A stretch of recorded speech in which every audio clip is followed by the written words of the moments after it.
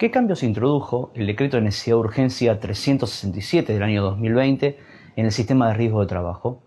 Soy el doctor Matías Molinaro, abogado, especialista en riesgo de trabajo, y en este video analizaremos cada uno de ellos. Hace algunos días, no más, precisamente el 13 de abril, publicamos un video conjuntamente con la editorial García Alonso, en el cual debatíamos cómo la enfermedad COVID-19, o también llamado coronavirus, podría ser introducido dentro del sistema de riesgo de trabajo, precisamente como una enfermedad no listada, en un principio, como lo veníamos analizando, y que para ello debía cumplirse o debía satisfacerse un procedimiento administrativo, que es el que preveía en un comienzo el artículo 6 de la 24.557 y que luego se fue modificando por el decreto 1278 del año 2000 y finalmente por la resolución 298 del año 2017. Y que dentro de ese procedimiento, para que podamos, dentro de un caso en concreto, lograr demostrar que esta enfermedad, que hoy no se encuentra listada, pasa a ser una enfermedad profesional, debíamos acreditar o probar dos circunstancias muy concretas, que eran el nexo causal entre el tipo de actividad que realizaba la persona y el contagio, o sea, que haya ese nexo, que por la actividad la persona se haya contagiado del coronavirus o del COVID-19, y que a su vez también que existe una consecuencia, que hayamos dicho que hasta hoy no se conoce con precisiones cuáles son las consecuencias más allá del fallecimiento de la persona en algunos casos muy concretos. El 14 de abril de este año, el Poder Ejecutivo de Nación emitió el decreto de necesidad de urgencia 367 del 2020, que de alguna manera modifica algunos aspectos del video que nosotros hicimos el día anterior. Y para poder comprender este decreto, me pareció interesante abordar el presente video, dividiéndolo en cuatro partes que tienen que ver con la esencia propia de este DNU para poder comprenderlo. La primera de esas partes es ver los puntos destacados del DNU, analizar las cuestiones que no podemos dejar de ver de la interpretación de este decreto. En una segunda parte vamos a analizar cómo afecta o cómo influye este decreto en el personal de la salud. En un tercer video vamos a analizar cómo influye también este decreto sobre aquellos trabajadores de actividades exceptuadas. Recordemos, o lo vamos a ver, que este decreto hace una diferencia entre estos dos actores elementales para este decreto, y en una cuarta parte vamos a ver las conclusiones que a mi criterio podemos obtener del análisis de este decreto.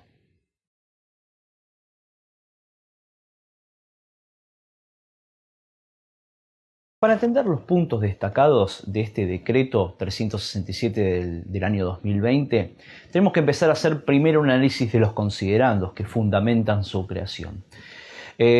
Vamos a encontrar que el Poder Ejecutivo encontró como un comienzo su fundamentación en tres principios: el principio de la justicia social, de la solidaridad y del esfuerzo compartido. Este último esfuerzo compartido creo que me gustaría que lo tengan presente para cuando lleguemos a las conclusiones, que me parece que tiene mucho que ver este principio del esfuerzo compartido para lo que es el contexto del decreto en general. Luego,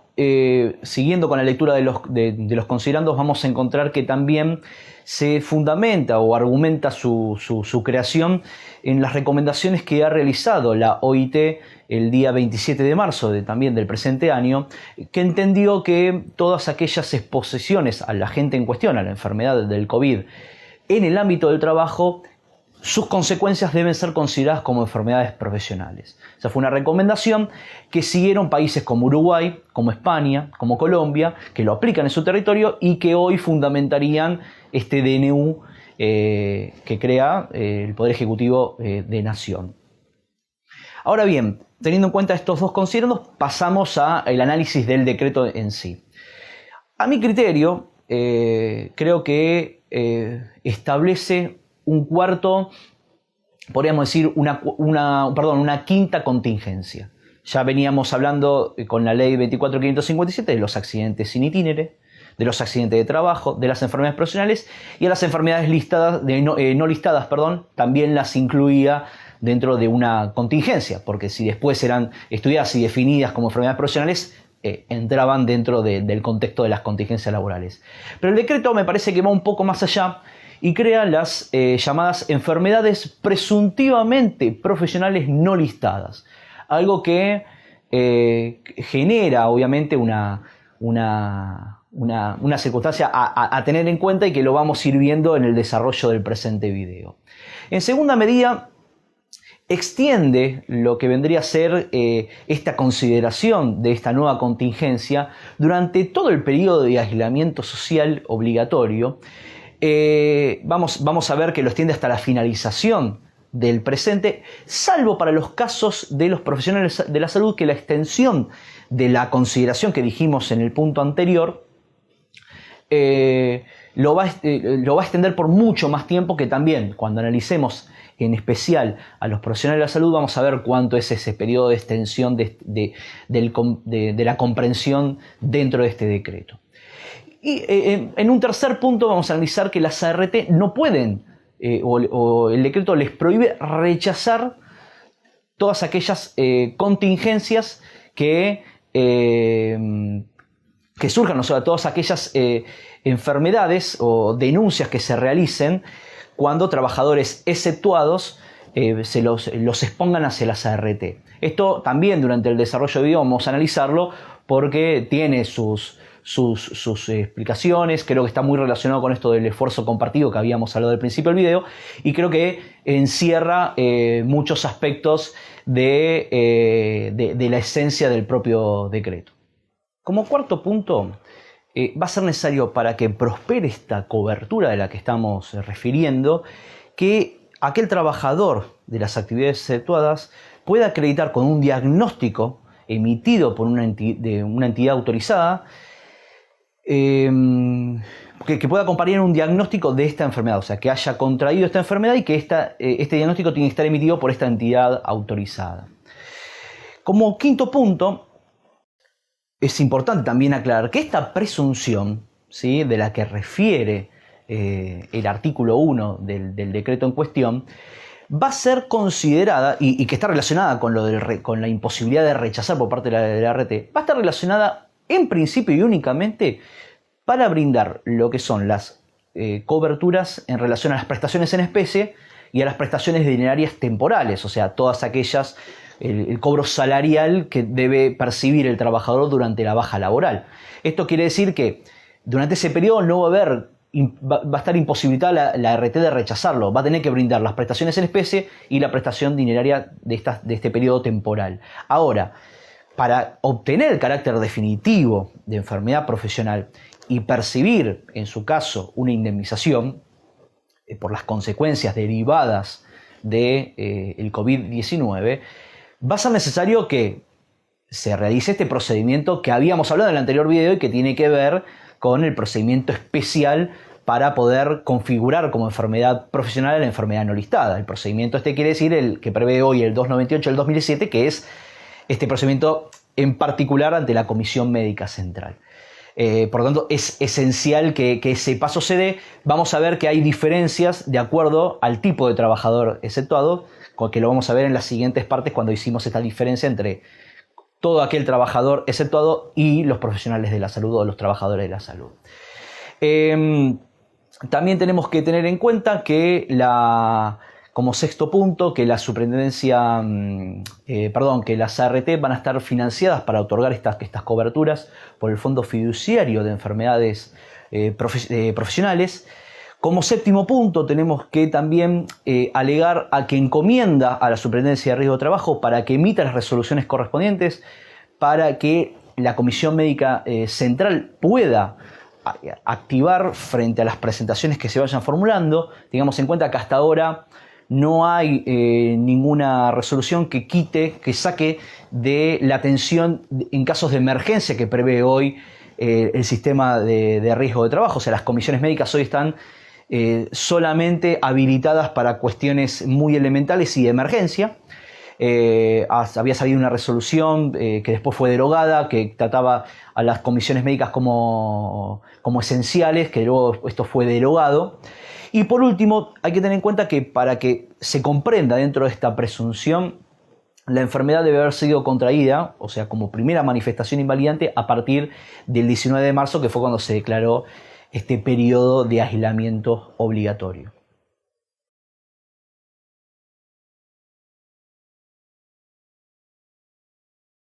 En esta segunda parte trataremos cómo influye este decreto en los trabajadores de la salud. Y hacemos esta diferencia entre los trabajadores de la salud y las restantes actividades exceptuadas, porque el propio decreto la realiza. Y en principio tendría un fundamento esta diferenciación, porque entiende el decreto que puede llegar a existir circunstancias en donde esta enfermedad de la que estamos trabajando, de la que estamos tratando, pueda tener una vinculación directa con la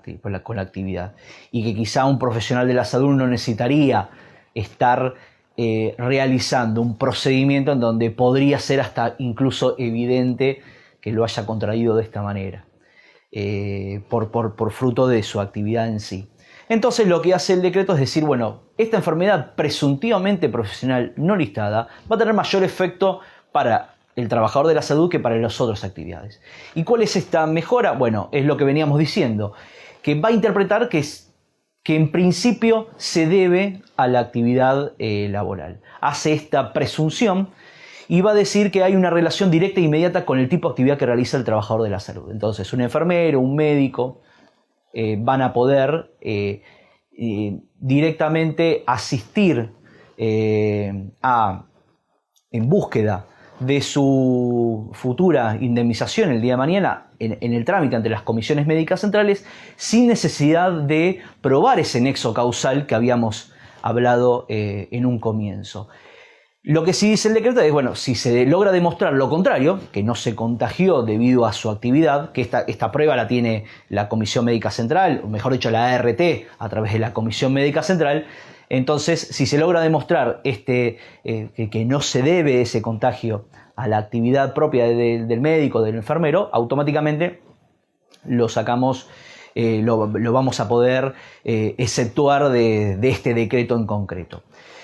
Ahora bien, para que este nexo, como dijimos siempre, para que exista un reconocimiento completo, recordemos que estamos siempre frente a una enfermedad no listada. Más allá del carácter profesional o de lo presuntivamente que quiera darle el decreto a ciertas actividades en concreto, necesitamos otro tipo de pruebas. Por ejemplo, 3 puntitos que van a ser esenciales para cualquiera de los trabajadores exceptuados, pero en este caso concreto para los profesionales de la salud, que es el tema del que estamos abordando. Primero principal, que se logra acreditar que se ha contraído esta enfermedad. Como habíamos dicho en la parte anterior, a través de un diagnóstico emitido por una entidad autorizada. En segundo punto, que existe una consecuencia inmediata por esa enfermedad. Si no hay consecuencia, el trabajador de la salud no va a poder ir a pedir una indemnización. Olvidémonos de las coberturas previas, las prestaciones en especie y la dineraria temporal durante la baja laboral la va a percibir. El problema es que acá estamos debatiendo ya cuando vamos más allá, que vamos a la Comisión Médica Central y queremos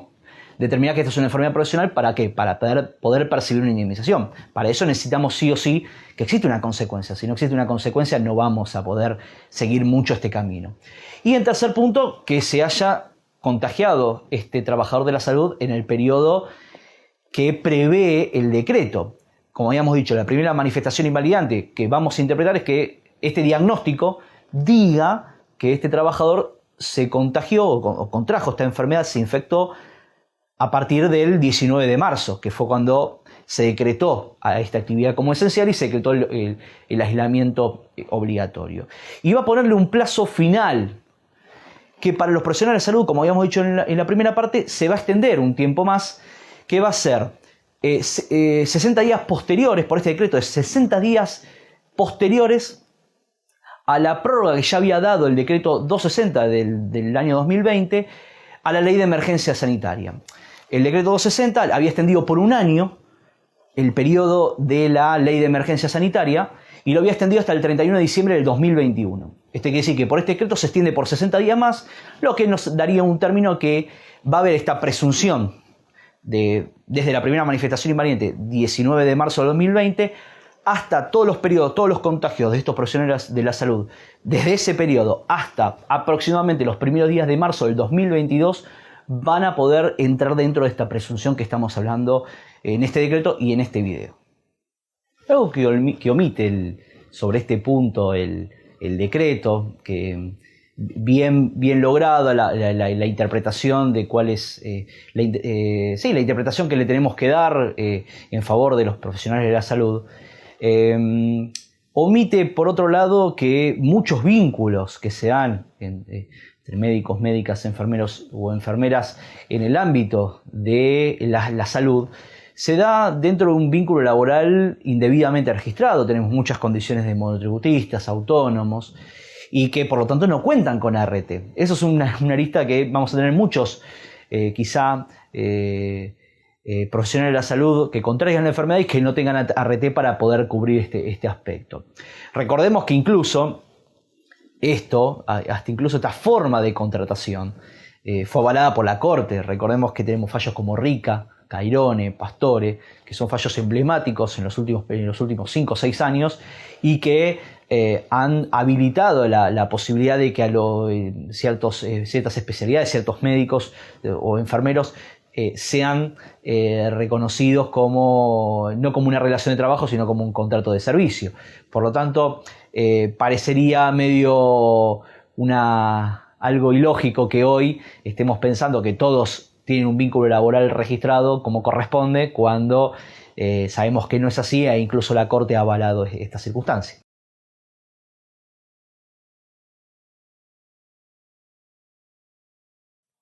En esta tercera parte analizaremos la circunstancia particular o la influencia de este decreto en el resto de los trabajadores de actividades exceptuadas. Y en esta diferenciación que habíamos hablado en la anterior parte, a estos parece que esta presunción es un poquito más débil y lo interpretamos en el sentido de que no le da este beneficio de que esta relación directa e inmediata con la actividad laboral exista. O sea, parecería ser que este nexo causal es necesario que el trabajador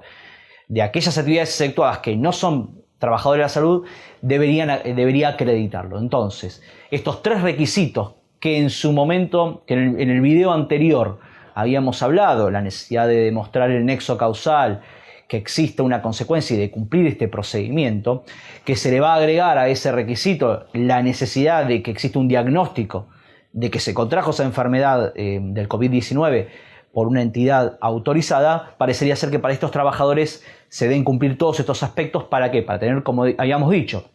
no para que se le garantice la cobertura en relación a las prestaciones en especies y dinerarias temporales durante la baja laboral, sino para que después este trabajador que tuvo consecuencias a raíz de esta enfermedad pueda ir a percibir una prestación dineraria indemnizatoria. Como nota de color, que es el decreto hace una inversión de la carga probatoria bastante rara. ¿Y por qué digo que lo hace bastante rara? Porque establece una inversión de la carga probatoria en contra de la Comisión Médica Central, ¿sí? O mejor dicho, no en contra de la Comisión Médica Central, vuelvo a lo mismo, en contra de la ART, pero dentro del procedimiento frente a la Comisión Médica Central y en favor del trabajador. Y esta inversión de la carga probatoria dice, bueno, que en aquellos casos en donde se pueda acreditar que hay un número elevado de trabajadores que se han infectado con esta enfermedad, este trabajador no va a necesitar acreditar ese nexo causal porque parecería estar bastante evidenciado que se dio en ese contexto. Lo mismo dice que si este trabajador tiene que asistir a varios establecimientos y en alguno de ellos tuvo un vínculo, en alguno de esos establecimientos hay varios contagiados, también va a interpretar estas circunstancias y se invierte la carga probatoria, en este caso para la ART y la Comisión Médica Central en ese ámbito del procedimiento para que prueben lo contrario.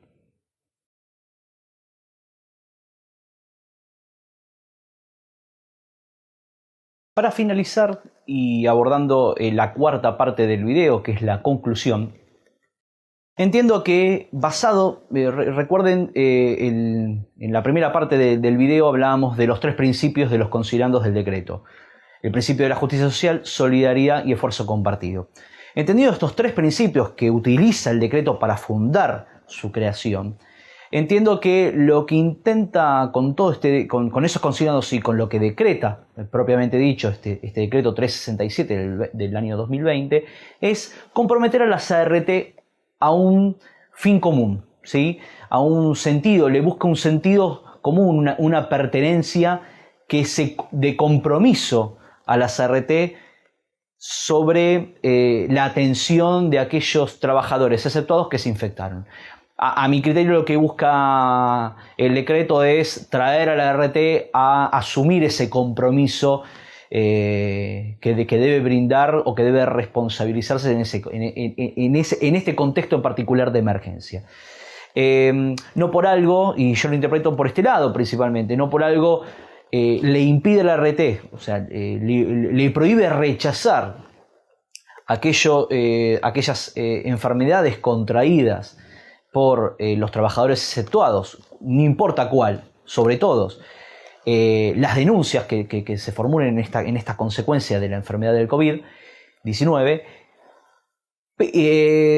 o sea, para el otorgamiento de las prestaciones en especie y la dineraria temporal durante el periodo de baja laboral, pero no hace lo mismo con el resto del paliativo en su consideración de enfermedad no listada. O sea, para todo lo demás, que es el procedimiento que debería realizarse para ir en búsqueda de una indemnización por las consecuencias derivadas de esta enfermedad, para eso el decreto no se compromete a dar una facilidad más allá de ese reconocimiento del nexo causal del que hablábamos, en particular de los trabajadores de la salud. Por lo tanto, entiendo que en ese contexto lo que busca el Poder Ejecutivo Nacional es que las ART brinden la atención médica a aquellos trabajadores exceptuados infectados. La otra circunstancia que saco como conclusión es que nos encontramos frente a una nueva contingencia, una quinta, como lo había dicho también en la primera parte, que se entromete entre medio de las enfermedades profesionales, o sea, las listadas y las no listadas, creando esta pseudo interpretación de enfermedad presuntivamente profesional no listada. Y como tercera conclusión y la final, es que cuando hablábamos dentro de las disposiciones que preveía el decreto como temas a tener en cuenta, facultaba a la Superintendencia de Riesgo de Trabajo a habilitar el camino para que se pueda proceder al trámite correspondiente de las comisiones médicas centrales. Bueno, de la Comisión Médica Central, perdón. Hasta el día de hoy, pasados ya algunos días del decreto,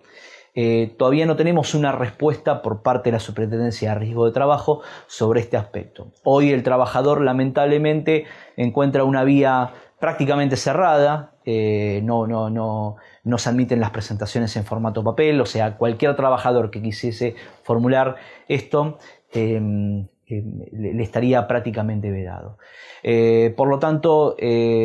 hoy en esta circunstancia de encierro en el que se encuentra el trabajador, va a tener que, por lo tanto, acudir a la ART, como habíamos dicho, para las coberturas principales, las primarias, y para después proceder al reclamo correspondiente. Por ahora, esperar hasta que la Superintendencia de Riesgo de Trabajo abra sus puertas y le permita a estos trabajadores exceptuados poder formular el reclamo que corresponde.